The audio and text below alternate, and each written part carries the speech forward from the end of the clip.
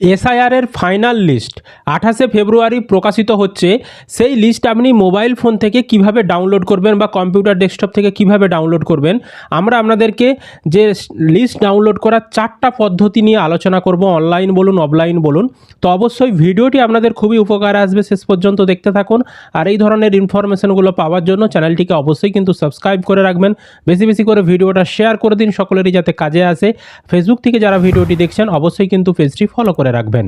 তো আমি আপনাদেরকে পরপর প্রসেসগুলো দেখাচ্ছি কীভাবে আপনারা এসআইআর এর ফাইনাল লিস্ট ডাউনলোড করবেন। সবার প্রথম আপনি যে কোনো ব্রাউজার ওপেন করে গুগলে আসবেন, গুগলের সার্চ বোটামে এসে লিখে দেবেন eci.gov.in। এই কথাটি আপনি গুগলে এসে লিখে দেবেন।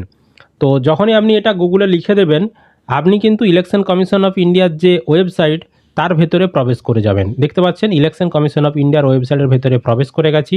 এবার দেখুন এই ওয়েবসাইটের উপরের দিকেই একটা অপশন রয়েছে ডাউনলোড ইলেকটোরাল রোল বলে। এই ডাউনলোড ইলেকটোরাল রোল এই অপশানটায় আপনি ক্লিক করবেন। তারপর এই ধরনের অপশান খুলে যাবে। এবার এখানে স্টেট, এখানে আসবেন, এসে ওয়েস্ট বেঙ্গল সিলেক্ট করতে হবে। আমরা পশ্চিমবঙ্গে যেহেতু দেখব, ওয়েস্ট বেঙ্গল সিলেক্ট করার পর এবার রোল টাইপ এখানে ক্লিক করে এই জায়গাটায় দেখবেন এখন এসআইআর ডাব রোল 2026 অপশানটা দেখাচ্ছে। আপনারা 28 তারিখে যখন চেক করবেন এখানে দেখাবে এসআইআর ফাইনাল রোল 2026 বলে একটা অপশান। সেই এসআইআর ফাইনাল রোল 2026 অপশানটা সিলেক্ট করতে হবে। তারপর ডিস্ট্রিক্ট, এখান থেকে আপনার জেলার নাম সিলেক্ট করতে হবে। তারপর এখান থেকে আপনার বিধানসভার নামটা সিলেক্ট করতে হবে, অটোমেটিক এখানে চলে আসবে, সেখান থেকে আপনি সিলেক্ট করে নেবেন শুধু। তারপর সিলেক্ট ল্যাঙ্গুয়েজ, এখানে কোন ভাষায় আপনি লিস্টটা ডাউনলোড করতে চাইছেন সেটা সিলেক্ট করবেন। আর এখানে একটা ক্যাপচা দেখাবে, সেই ক্যাপচাটা এখানে বসাতে হবে। তো ক্যাপচাটা বসিয়ে নিচের দিকে আসবেন, আসার পর নিচে দেখবেন এখানে বুথের নামগুলো দেখাবে। আপনি ওই বিধানসভার আন্ডারে যতগুলো বুথ রয়েছে সমস্ত নাম এখানে দেখাবে। আপনি যেই বুথের ফাইনাল লিস্ট ডাউনলোড করতে চাইছেন তার পাশে এই যে বক্স রয়েছে, বক্সে ঠিক চিহ্ন দেবেন। ঠিক চিহ্ন দেওয়ার পর এই যে ক্যাপচা কোডটা এখানে বসাতে বলেছিল, এই ক্যাপচা কোডটা তো আপনি বসাচ্ছেনই, দিয়ে ডাউনলোড সিলেক্টেড পিডিএফ এই যে অপশানটা রয়েছে এই ডাউনলোড অপশানটাই ক্লিক করে দেবেন। এখানে ক্লিক করলে আপনাকে কিন্তু ফাইনাল যে ভোটার লিস্ট সেটা কিন্তু আপনার ফোনে ডাউনলোড হয়ে যাবে এবং আপনাকে কিন্তু দেখিয়ে দেবে। বোঝাতে পেরেছি? এটা গেল একটা পদ্ধতি। এবার দেখাবো দ্বিতীয় পদ্ধতি কিভাবে আপনি ভোটার ফাইনাল লিস্ট এসআইআর এর ডাউনলোড করবেন। তার জন্য গুগলে আসবেন, গুগলে এসে লিখবেন সিইও ওয়েস্ট বেঙ্গল, দেখতে পাচ্ছেন সিইও ওয়েস্ট বেঙ্গল .wb.gov.in। এই ওয়েবসাইটটা আপনি গুগলে সার্চ করবেন। তো আমরা সম্ভব হলে সমস্ত চেক করার যে লিঙ্ক তা আমি ডেসক্রিপশন বক্সে দিয়ে রেখে দেবো যাতে আপনাদের সুবিধা হয়।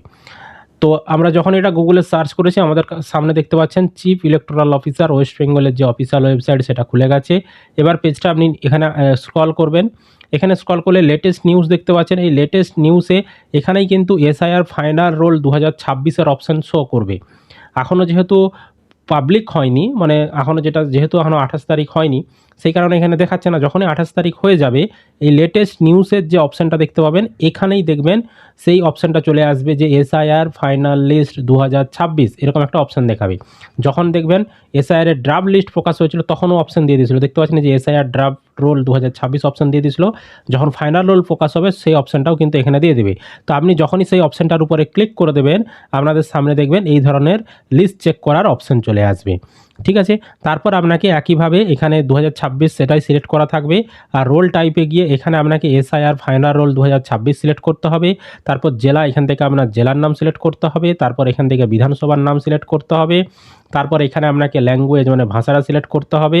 তারপর এখানে ক্যাপচা কোডটা বসাতে হবে। আর নিচে যেই বুথের আপনি ফাইনাল লিস্ট ডাউনলোড করতে চাইছেন সেটা সিলেক্ট করতে হবে। দিয়ে এখানে এই যে ক্যাপচা কোডটা বসিয়েছেন আরও একবার মিলিয়ে নেবেন ক্যাপচা কোডটা ঠিকঠাক বসিয়েছেন কিনা, দিয়ে ডাউনলোড অপশানে আপনি ক্লিক করে দিলেই আপনার কিন্তু ফাইনাল লিস্ট ডাউনলোড হয়ে যাবে আপনার ফোনে। এবার আপনাদেরকে আরেকটি পদ্ধতি দেখাচ্ছি, সেটা হচ্ছে অ্যাপের মাধ্যমে। তো গুগল প্লে স্টোর থেকে আপনাকে একটি অ্যাপ ডাউনলোড করতে হবে। সেটা হলো এই যে গুগলের এই যে প্লে স্টোরে আপনি ওপেন করবেন, আপনার ফোনে যে প্লে স্টোর অ্যাপটা রয়েছে তার সার্চ অপশানে আসবেন। সার্চ অপশানে এসে এখানে আপনি লিখে দেবেন